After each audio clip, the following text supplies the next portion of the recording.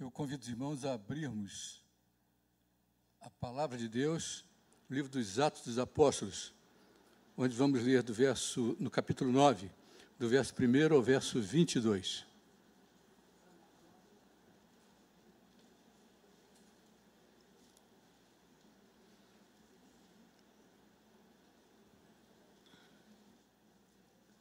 Mesmo sentados como os irmãos estão, vamos fazer uma leitura responsiva do texto indicado.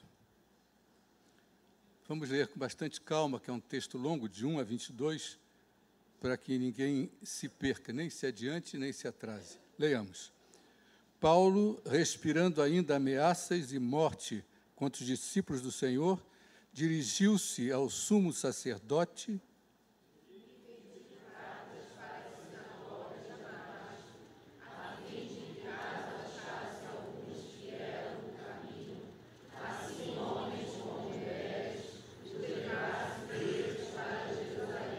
seguindo ele estrada fora.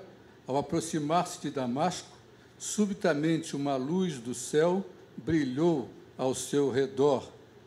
E aí, por terra, ouviu uma voz que lhe dizia: Saulo, Saulo, por que me persegues? Ele perguntou: Quem és tu, Senhor? E a resposta foi: Eu sou Jesus, a quem tu persegues.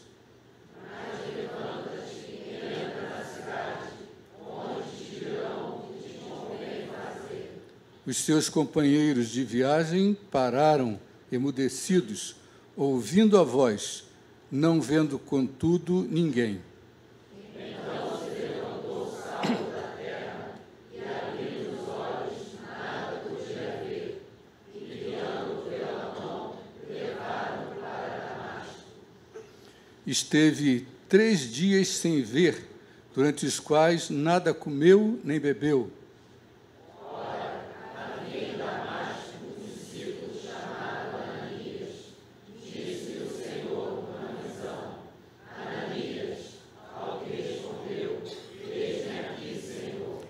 Então o Senhor lhe ordenou: Dispõe-te e vai à rua que se chama Direita, e na casa de Judas procura por Saulo, apelidado de Tarso, pois ele está orando.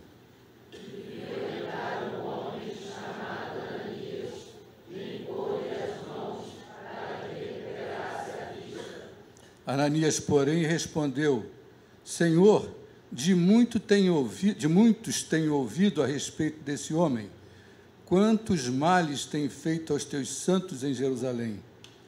Para que trouxe a autorização dos principais sacerdotes para prender a todos os que invocam o teu nome. Mas o Senhor lhe disse: Vai, porque este é para mim um instrumento escolhido para levar o meu nome perante os gentios e reis, bem como perante os filhos de Israel. Pois eu lhe mostrarei quanto me importa sofrer pelo meu nome. Então Ananias foi e, entrando na casa, impôs sobre ele as mãos, dizendo: Saulo, irmão, o Senhor me enviou, a saber, o próprio Jesus que te apareceu no caminho por onde vinhas, para que recuperasses a vista e fiques cheio do Espírito Santo.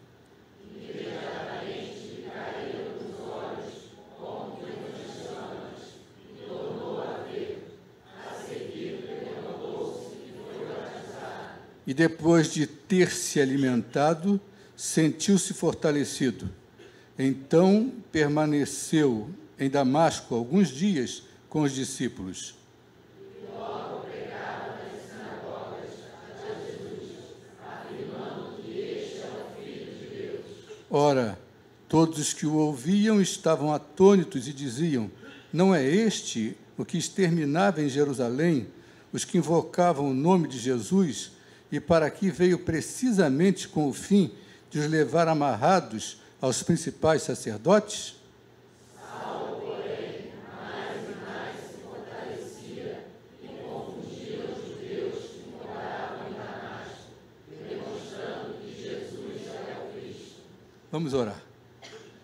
Senhor Deus, nós te agradecemos por este relato fiel da tua palavra a respeito da conversão de Saulo de Tarso. E nós te agradecemos por isso, te pedimos que nos use na explanação deste texto e que, assim, nós possamos tirar lições práticas para as nossas vidas. É o que nós te pedimos e te agradecemos em nome de Jesus. Amém. Bom, o que é que está escrito logo acima do texto que nós lemos? A conversão de Saulo.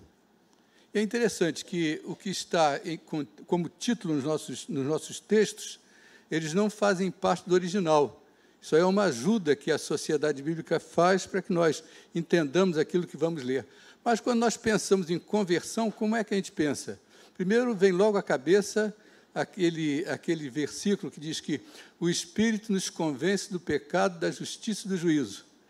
Também lá em Romanos 10, 17, um texto que a gente aprende logo pequeno, nós fomos criados na escola dominical, aprendemos logo cedo, e diz que a fé vem pelo ouvir. E até a mudança que fizeram, porque nós, com mais idade, nós fomos criados na igreja com a Bíblia Revista e Corrigida. E na Revista e Corrigida diz, a fé vem pelo ouvir, e ouvir a palavra de Deus. Agora, a gente pega a nossa Bíblia que nós usamos hoje, a Bíblia Revista e Atualizada, tem uma modificação. Vamos ver o que diz aí? Romanos 10, 17.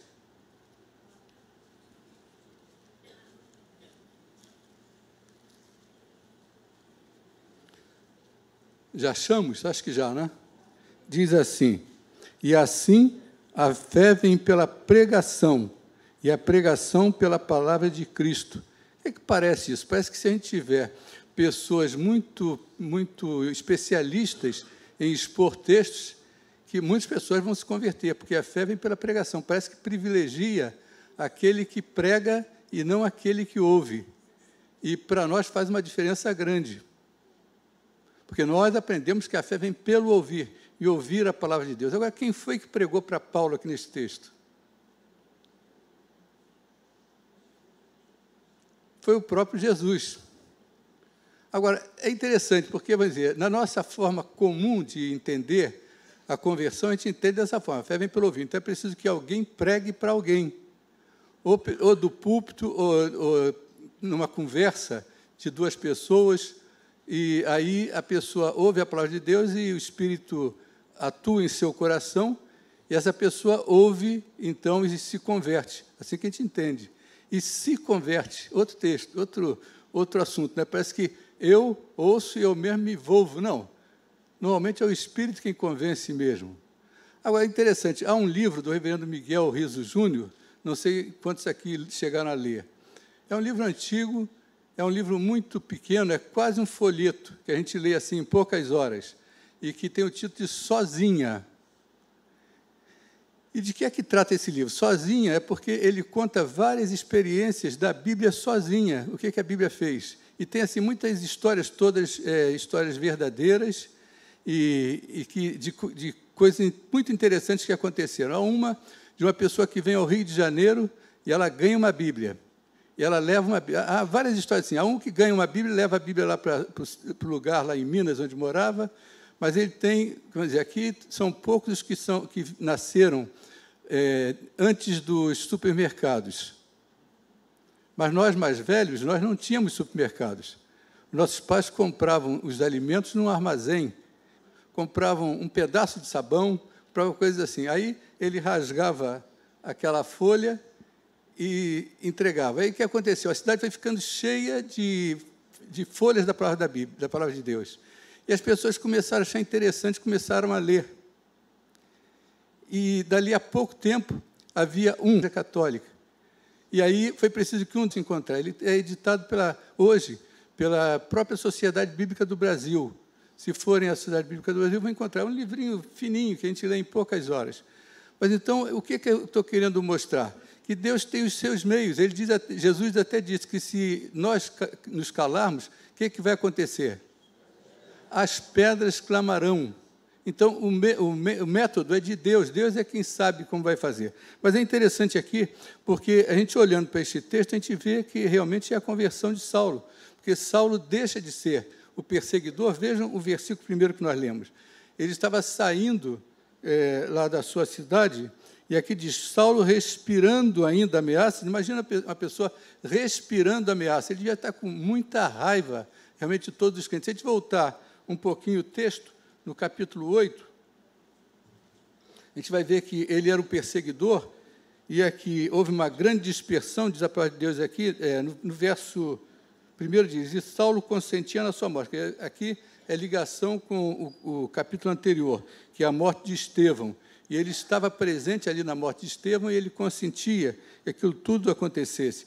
Agora, logo depois diz, naquele dia levantou-se grande perseguição contra a igreja em Jerusalém. E todos, exceto os apóstolos, foram dispersos pelas regiões da Judéia e Samaria. E curioso isso, né? Às vezes a Bíblia tem uns textos que ficam muito curiosos, porque os líderes da religião, da nova religião, que aqui é chamado até de o caminho, né? No capítulo 9, logo no início, diz que Saulo, ele estava com, no verso 2 diz, ele pediu cartas para as sinagogas de Damasco, a fim de que, caso achasse alguns que eram do caminho, é como era chamada a igreja na época. E aqui, então, todos foram dispersos, mas os líderes do caminho, quem eram? Eram os apóstolos. Os apóstolos, Deus permitiu que eles ficassem em Jerusalém, mas todos os seus seguidores foram dispersos pelas regiões. Jesus disse, Galiléia, Samaria e até os confins da terra. E aqui vão surgindo esses não vamos chamar de igrejas, mas vão surgindo esses povos, essas pessoas que começam a se reunir em nome de Jesus. Mas aqui no verso 9, no capítulo 9, então, voltando ao capítulo 9, Paulo ali, ele sente muita raiva de Estevão. É interessante que a morte de Estevão, primeiro, eles acusam Estevão. Estevão é um dos 7 diáconos que foram eleitos aí no capítulo 6, que a gente encontra. Mas aí o seguinte, Estevão vai se defendendo na frente daqueles homens, mas chega um ponto que, no 7:53, vós que recebestes a lei por ministério de anjos e não aguardaste. Ele acusa. Aí, no 54, diz, ouvindo eles isto, enfureciam-se no seu coração e rilhavam os dentes contra ele. Aí eles vão e acabam matando Estevão. Mas voltando, então, aqui ao 9. Então, aqui no capítulo 9, a gente vê a conversão de Saulo. E nós podemos pensar, então, em relação à conversão. É claro que as nossas conversões, é interessante que na igreja presbiteriana, nós somos criados desde muito pequeno, nós temos classe desde maternal, de crianças muito pequenas, já somos levados a aprender desde muito pequenos. E é interessante que a gente vai a outras igrejas e as pessoas têm assim uma preocupação em saber o dia da conversão. E quantos presbiterianos não sabem o dia da sua conversão? E ficam embaraçados, porque as pessoas perguntam, mas quando foi? E as pessoas, não, eu tenho toda a consciência. Foi num dia que eu estava na igreja tal, e o pastor pregou, ele fez um apelo, levantei minha mão, vim à frente naquele dia. Será que foi realmente aquele dia que ele recebeu Jesus Cristo como Senhor e Salvador? Às vezes não foi, às vezes foi até depois. Mas os filhos de crentes presbiterianos têm essa dificuldade, muitas vezes, de entender.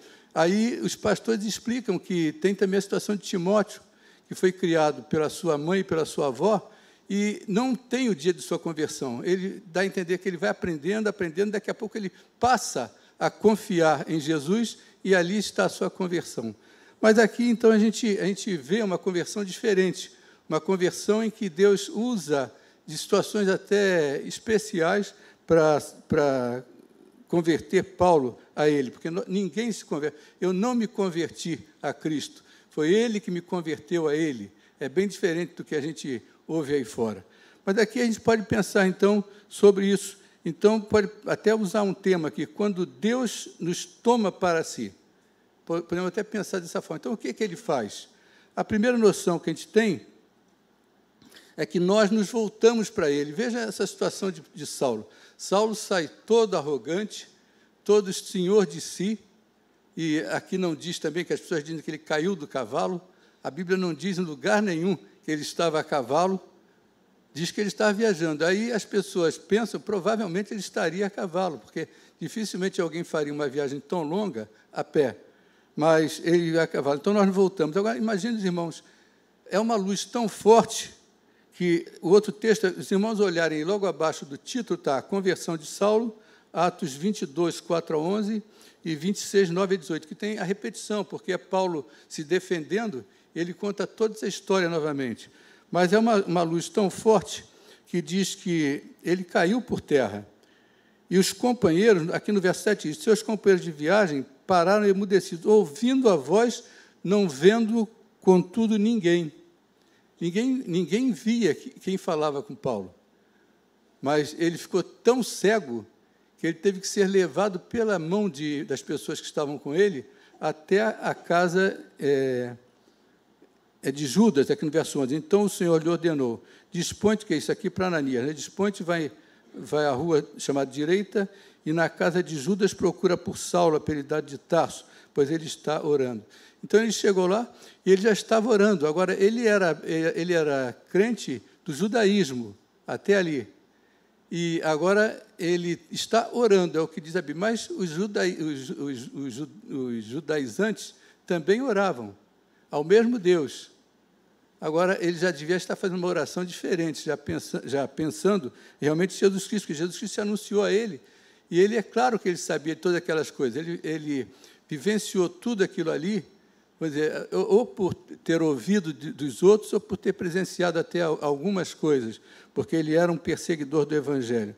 Mas, então, na mesma hora, ele se volta para Jesus, e ele fica, primeiro, do jeito que Deus fez com ele não tinha realmente como reagir, porque ele ficou cego, ficou impossibilitado até de fazer qualquer coisa. Ele teve que submeter realmente aos seus amigos para que ele fosse levado para a casa de Judas. Então, é a primeira noção que a gente tem aqui. Quando Deus nos toma para si, primeiro nós nos voltamos para Ele e obedecemos. Agora, em segundo lugar, nós passamos a confiar nele. Os versos 10 a 19 dizem assim, ora, havia em Damasco um discípulo chamado Ananias, disse-lhe o Senhor numa visão, Ananias, ao que respondeu, eis-me aqui, Senhor. Então o Senhor lhe ordenou, dispõe-te e vai à rua que se chama direita, e na casa de Judas procura por Saulo, apelidado de Tarso, pois ele está orando. E viu entrar um homem chamado Ananias e impor-lhe as mãos. Quer dizer, Paulo já tinha tido a visão também de que ia entrar na casa um homem chamado Ananias e ia impor-lhe as mãos. Ananias, porém, respondeu, verso 13, Senhor, de muitos tenho ouvido a respeito desse homem, quantos males tem feito aos teus santos em Jerusalém, e para aqui trouxe autorização dos principais sacerdotes para prender a todos que invocam o teu nome. Mas o Senhor lhe disse, vai, porque este é para mim um instrumento escolhido para levar o meu nome perante gentios e reis, bem como perante os filhos de Israel. Pois eu lhe mostrarei quanto lhe importa sofrer pelo meu nome. Então Ananias foi, e entrando na casa, impôs sobre ele as mãos, dizendo, Saulo, irmão, o Senhor me enviou a saber, o próprio Jesus que te apareceu no caminho por onde vinhas, para que recuperes a vista e fiques cheio do Espírito Santo. Imediatamente lhe caíram dos olhos como que umas escamas, e tornou a ver. A seguir levantou-se e foi batizado. Depois de ter se alimentado, sentiu-se fortalecido. Então permaneceu em Damasco alguns dias com os discípulos. Quer dizer, passou a confiar em Jesus e nos seguidores de Jesus, nos discípulos de Jesus. E é a segunda noção que a gente tem. Nós passamos a confiar nele. E, por fim, nós passamos a falar dele. O que aconteceu? É claro que a gente, para entender a história de Paulo, a gente lê esses capítulos aqui que são citados e vai também, principalmente, para a carta aos Gálatas. É claro que o Novo Testamento, a maioria dos textos é realmente de Paulo. Então, para entender, nós teremos que ler tudo. Mas, lendo ali, e lendo pelo menos o capítulo 1 de Gálatas, a gente vai entender muito da conversão de Paulo. Porque Paulo chega a dizer, quando aprouve aquele que chama, em Gálatas 1, vamos abrir lá, em Gálatas 1, 15 ou 16, o 15 diz assim, quando, porém, ao que me separou antes de eu nascer, quer dizer, agora ele reconhece que ele já era escolhido de Deus antes de nascer, Quando, porém, me separou antes de eu nascer e me chamou pela sua graça, aprove revelar seu Filho em mim, para que eu pregasse entre os gentios sem detença, não consultei carne e sangue. Quer dizer, então é aquela situação mesmo. Quem converte é Deus quem nos converte. Não somos nós que nos convertemos. E o tempo é de Deus. Então, Deus permitiu que Saulo fosse perseguidor do Evangelho, que prendesse até crentes naquela época, mas Deus tinha o tempo certo para ele. Ele diz, quando aprove a ele, aquele que chama, revelar seu Filho em mim. Então, foi Deus quem revelou Jesus em Paulo para isso. E aqui, então, passamos a falar dele. Então, o que aconteceu? É claro que ali a gente vai entender que ele só foi procurar os discípulos em Jerusalém 3 anos depois. Ele passou um tempo em Damasco e já saiu pregando. É interessante, porque vamos dizer, ele começa a crer em tudo aquilo que ele ouviu a respeito de Jesus, da sua vinda, do seu nascimento, da sua morte, da sua ressurreição, porque foi Jesus mesmo quem falou com ele. Então, o que ele fez? Os versos 20 a 22 vão dizer, então, e logo pregava onde? Nas sinagogas. O que era a sinagoga? Era o lugar de reunião dos judeus. Então, ele não tinha mais medo de nada, ele ia direto aos judeus, e aqui. E logo pregava nas sinagogas a Jesus, afirmando que este é o Filho de Deus. Ora, todos os que o ouviam estavam atônitos e diziam, não é este o que exterminava em Jerusalém os que invocavam o nome de Jesus, e para aqui veio precisamente com o fim de os levar amarrados aos principais sacerdotes? Saulo, porém, mais e mais se fortalecia e confundia os judeus que moravam em Damasco, demonstrando que Jesus é o Cristo. Então, essa é o que nós queríamos trazer aos irmãos. Quando Deus nos separa para si, primeiro, nós nos voltamos para Ele. Em segundo lugar, nós passamos a confiar nele. E, por fim, nós passamos a falar dele. Que Deus nos abençoe. Agora, eu queria só falar mais uma coisinha sobre a nossa igreja, que está completando 19 anos, né? Como é que começou a história dessa igreja? O seminário presbiteriano resolveu alugar uma propriedade que era aqui na 3 qual é o número ali? Não me lembro o número, mas é de onde veio esse... Alguém falou o número aí? 1067. Então, era para fazer um curso de pós-graduação. Nós não vamos julgar aqui como aconteceu, o que aconteceu, mas houve uma precipitação. E eles não pediram autorização à Igreja Presbiteriana do Brasil, nem a JET, nem a Jurete. E aí não puderam fazer isso. Ficou lá o reverendo Hélio, que era o deão do seminário, ele ficou, de repente, com aquela propriedade e sem ter o que fazer. O que ele fez? Ele chamou os familiares dele para uma reunião, para uma escola dominical. Aí fazia todo domingo uma escola dominical. E ele tinha completado 70 anos e tinha saído da Igreja Presbiteriana de Jacarepaguá. E o pastor lá era o reverendo Marcos Amaral. E aí o que aconteceu? Alguns crentes lá daquela igreja passaram a frequentar a escola dominical do reverendo Hélio. E aí o reverendo... não, lá do seminário era o Zaparoli. Não, Zaparoli. O reverendo Zaparoli e o reverendo Hélio me chamaram e perguntaram se a gente não queria assumir, porque o reverendo Hélio está dizendo que ele tinha já uma pequena congregação, mas ele não tinha nem como levantar ofertas para o sustento da causa, porque não era uma igreja, precisava de uma igreja para apoiar. Então, pediu se nós podíamos fazer isso. Eu falei, olha, a gente pode até fazer, vou falar com o conselho e nós vamos fazer, mas deixa eu falar primeiro com o reverendo Amaral, porque ele está no meio dessa história. E liguei para o reverendo Marcos Amaral, conversei com ele, é meu amigo também, e ele disse que ele tinha gostado até da minha atitude, por isso. E que, então, que nós tínhamos toda a liberdade, que quem quisesse ir, até disse que as porteiras da igreja estavam abertas, para quem quisesse sair. E aí começou. Aí o reverendo Hélio, então, começou um trabalho mais com características mais de igreja mesmo, e começou. E era interessante que a gente vinha visitar a igreja, né, quando não tinha trabalho lá na igreja, terça e quinta, e era interessante, porque sempre tinha visitantes de primeira vez. E sempre aquelas pessoas que iam, ficavam. E a igreja cada vez mais crescia. E daí ele entrou em contato com a Juerp, na época, e comprou aquele templo, quer dizer, claro, com um esforço muito grande das duas igrejas, e comprou aquele templo e montou ali, e ali a igreja cresceu muito, até que nós organizamos a igreja. O reverendo César foi o primeiro pastor, mas houve um problema também, e ele teve que sair.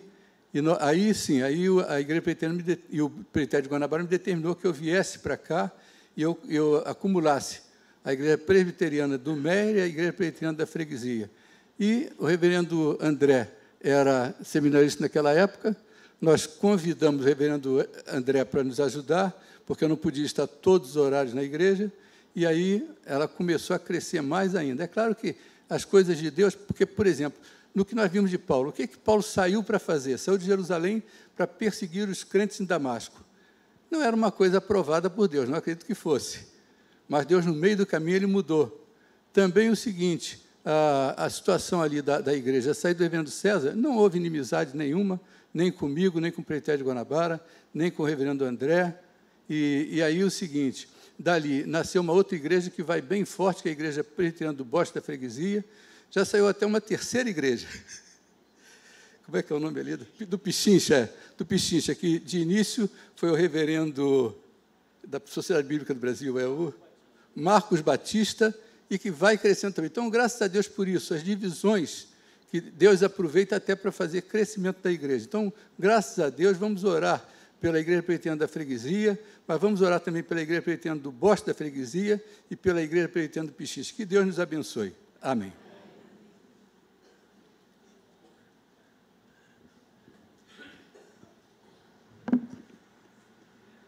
Amados irmãos, nós convidamos os oficiais que venham aqui à frente, peço que eles estejam aqui. Aos irmãos que estão lá em cima, peço que desçam para serem servidos na ceia aqui embaixo.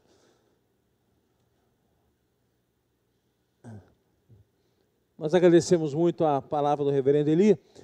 Se nós fôssemos falar o currículo dele, irmãos, é professor de seminário, formado em grego, formado em hebraico, oficial da Polícia Militar aposentado, né, reverendo? Marido da Lucinéia, 3 filhos. Quantos netos, querida? 3 netos. Foi meu tutor. 6 netos. Hein? Todos homens. Interessante, todos homens, né? E tivemos a oportunidade de trabalhar 2 anos com ele na Igreja do Meia, e no 3º ano como licenciado, então ele nos trouxe para cá, e agradecemos muito. Mas eu tenho certeza que se perguntarmos a ele qual o currículo, ele vai dizer, servo do Senhor. Esse é o nosso currículo, servo do Senhor, porque nós fomos criados para adorarmos e glorificarmos ao nosso Deus. Essa é a nossa função aqui na terra. Enquanto aqui estivermos, estaremos adorando e glorificando ao nosso Deus. Agradecemos a todos os irmãos que passaram aqui pela igreja, que estiveram à frente desse templo, oficiais, pastores, para que hoje nós pudéssemos estar aqui louvando e orando ao nosso Deus, viu, irmãos? Agradecemos muito ao reverendo Hélio Matos, que já descansa no Senhor, ao reverendo César no 1º ano, ao reverendo Eli no 2º ano, e eu poder estar com os irmãos.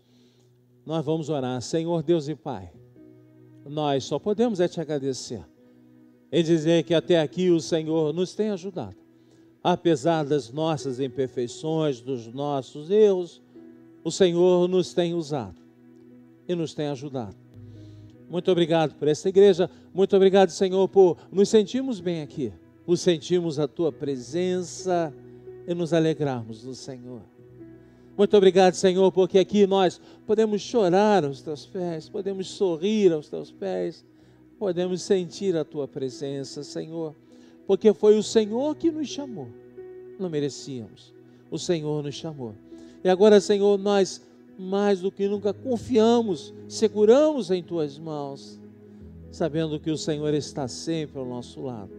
E falamos, pregamos, testemunhamos com nossas vidas, sendo sal, sendo luz, e mostramos, Senhor, a alegria de podermos viver para a glória e honra do Teu santo nome. A vida é rápida, a vida é passageira. mas a vida eterna está garantida para nós. E enquanto aqui estivermos vagando pela terra, como teu povo de propriedade única, exclusiva, nação santa, embaixadores de Cristo Jesus, peregrinos, forasteiros, vivemos para a tua glória. E que resplandeça em nós a salvação em Cristo Jesus, para que nessa sociedade difícil, complicada que estamos vivendo, possamos fazer diferença, Senhor Deus, segurando nas tuas mãos e caminhando aqui enquanto permitires. Nós te agradecemos por esta igreja, Senhor. Guarda no teu coração, guarda no teu coração. Dá sabedoria, Senhor Deus, aos líderes desta casa, para que nós nunca nos afastemos da tua palavra, nem para a esquerda, nem para a direita, Senhor, mas que caminhemos segundo a tua vontade. É o que nós te pedimos, é o que nós te agradecemos, em nome de Cristo Jesus. Amém, Senhor. Em 1 Coríntios 11, Paulo, como vimos aqui na sua conversão, escreve assim: porque eu recebi do Senhor o que também vos entreguei, que o Senhor Jesus, na noite em que foi traído, tomou o pão, e tendo dado graças, o partiu e disse: isto é o meu corpo que é dado por vós, fazei isto em memória de mim. Por semelhante modo, depois de haver ceado, tomou também um cálice, dizendo: este cálice é a nova aliança no meu sangue. Fazei isto todas as vezes que o beberdes, em memória de mim. Porque todas as vezes que comerdes este pão e beberdes o cálice, anunciais a morte do Senhor até que Ele venha. Nós vamos orar. Senhor Deus e Pai, com alegria, com muita alegria, participaremos desse momento, a tua ceia. Lembrando, Senhor, que teu Filho Jesus veio ao mundo para pagar por nossos pecados. E ao comermos o pão e bebermos o vinho, lembramos do teu imenso amor, nos fortalecemos com a tua presença, e nesse momento, Senhor, o céu e a terra se aproximam e nós sentimos a presença de Cristo Jesus entre nós, nos fortalecendo, nos ajudando, nos animando, até que Ele volte e nos leve para as mansões celestiais, ou até que o Senhor nos chame e descansemos em tuas mãos. Abençoa esse momento. Nós clamamos em nome de Cristo Jesus. Amém. Eu vou pedir aos diáconos que preparem a mesa.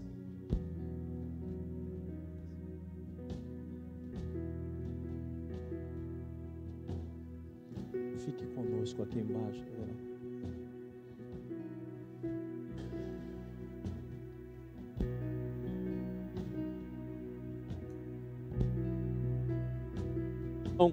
Estão convidados a participar todos os membros evangélicos, membros de igrejas evangélicas, desde que estejam em plena comunhão com as suas igrejas, batizados em comunhão com o Senhor. Já pedimos perdão pelos nossos pecados, ouvimos a palavra de Deus e agora seremos fortalecidos por esse momento. Receba o pão, receba o vinho e aguarde para que juntos depois participemos desse momento.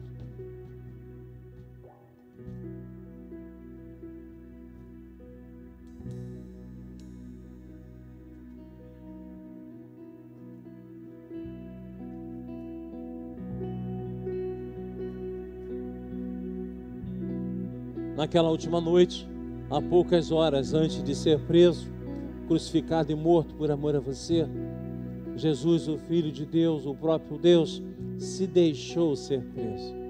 Mas um pouco antes, na última refeição com os discípulos, ele toma um pão, como simbolicamente o fazemos, o divide e diz: este é o meu corpo, este é o meu corpo, oferecido por vós, tomai e comei. Jesus falava do seu corpo que seria rasgado, machucado, suas costas arrebentadas, chicotadas, mãos e pés perfurados numa cruz, uma coroa de espinhos que lhe fazia sangrar. Jesus se deixou morrer por amor a você. Logo depois ele toma um cálice de vinho, como simbolicamente o fazemos, e diz que este é o seu corpo oferecido por nós. Esta é a nova aliança. Gratuitamente no sangue de Jesus somos lavados, sarados do nosso pecado, libertos da escravidão, da morte. O pão nos lembra o corpo, o vinho nos lembra o sangue. Os dois juntos nos lembram o imenso amor de Deus por nós. Recebamos o pão e o vinho, e enquanto isso, louvemos ao nosso Deus.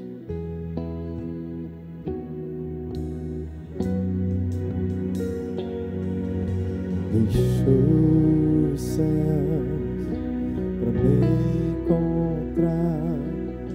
Aqui não é o seu lugar. Um amor assim o mundo não conheceu.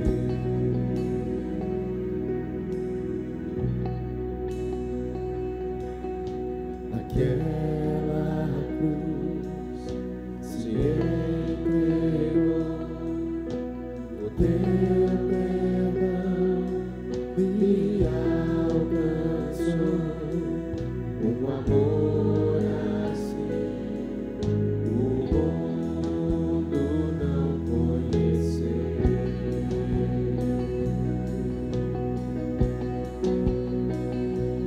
No altar de adoração, seja sempre exaltado,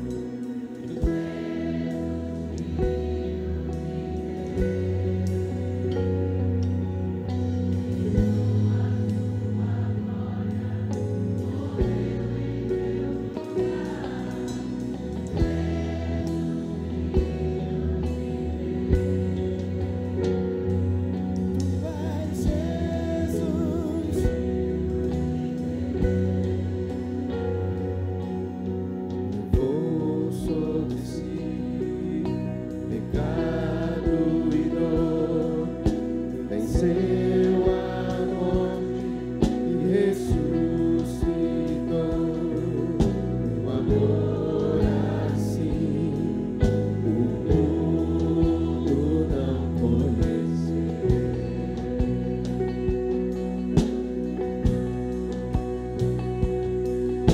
Levou sobre si pecado e dor, venceu a morte, ressuscitou. Um amor assim o mundo não conheceu.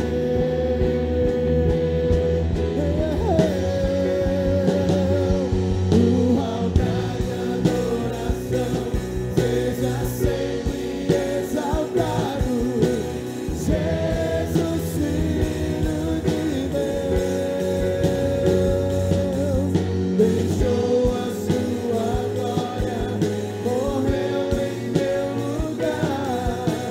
Jesus, Filho de Deus. Tu és Jesus, Filho de Deus. Seja exaltado, engrandecido, teu nome é santo, poderoso é, e não há nada que apague o seu amor. A cruz me libertou, a cruz me libertou, a cruz me libertou, a cruz me libertou. No altar de adoração seja Jesus, Filho de Deus. Deixou a sua glória, morreu em meu lugar. Jesus, Filho de Deus. Tu és Jesus, Filho de Deus.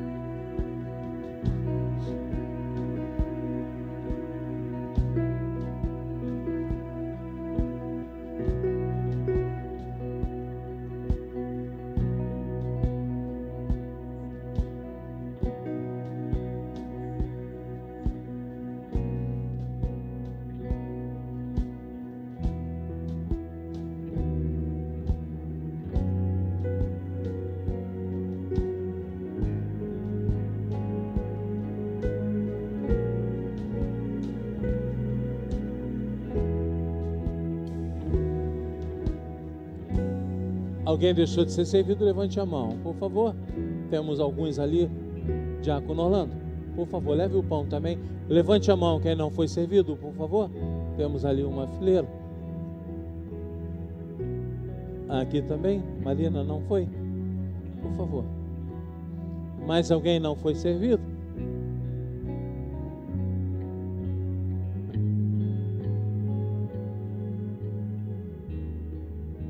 Obrigado, perfeito.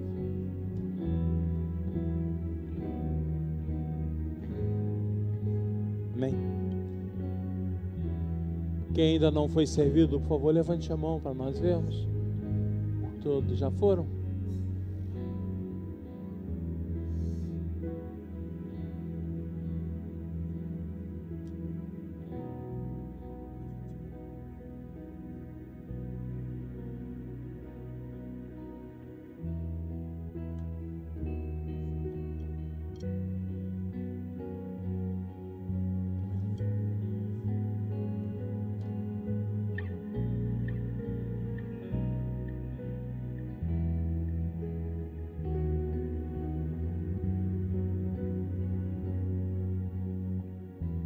O corpo de Cristo oferecido por nós.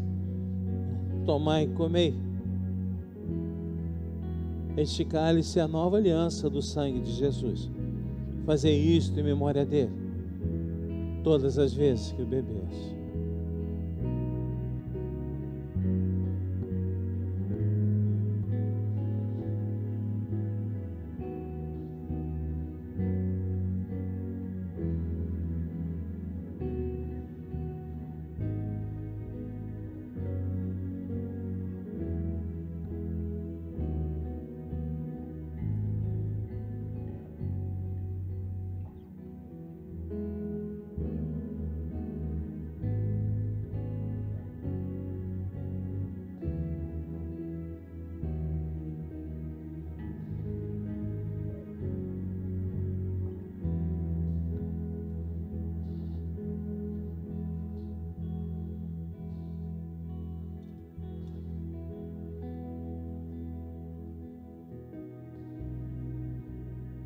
Comamos e bebamos.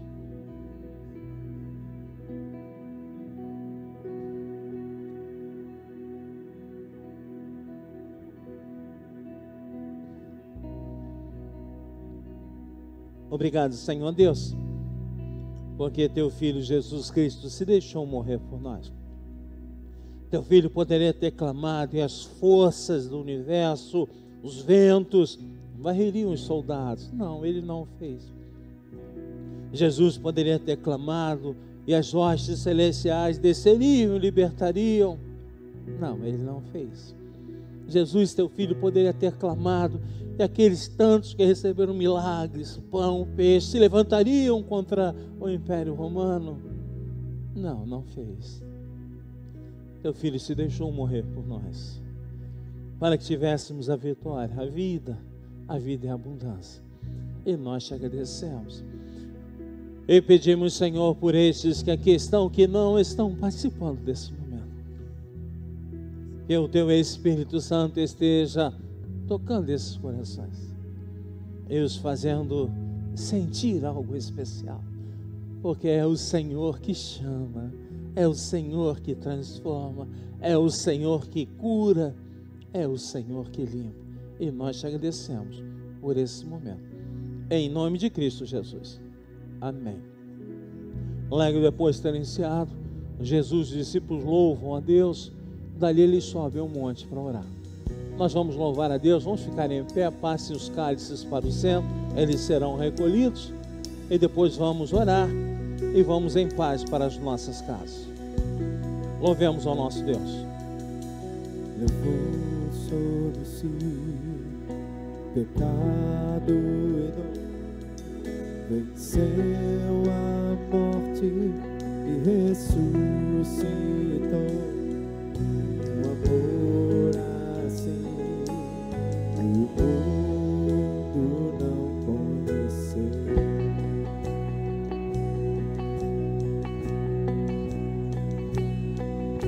Levou sobre si pecado e dor.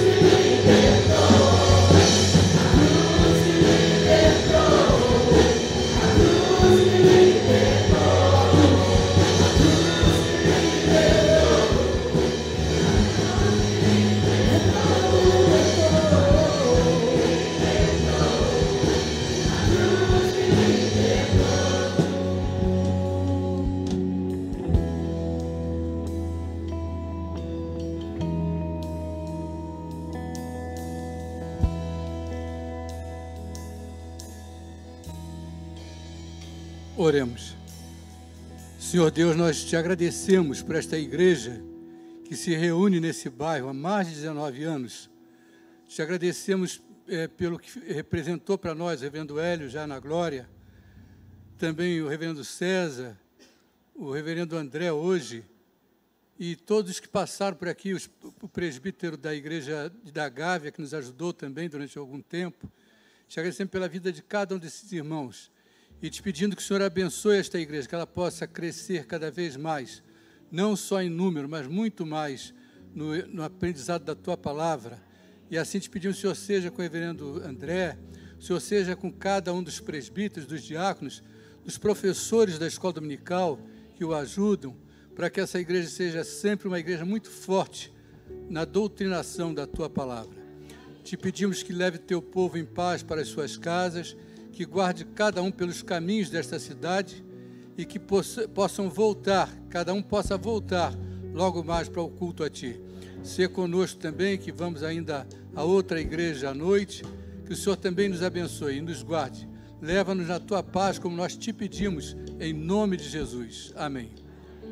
A graça de nosso Senhor e Salvador Jesus Cristo, o amor de Deus, o nosso eterno Pai, a comunhão, a comunicação, as ternas consolações, a alegria e o poder do Espírito Santo sejam sobre todos nós e conosco permaneçam pelos séculos sem fim.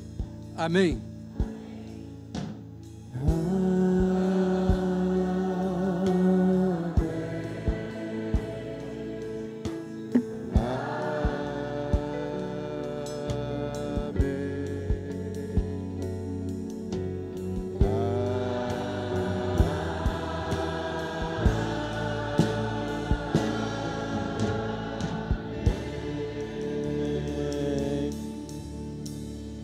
Podemos sentar, aproveite para orar, e que Deus nos abençoe.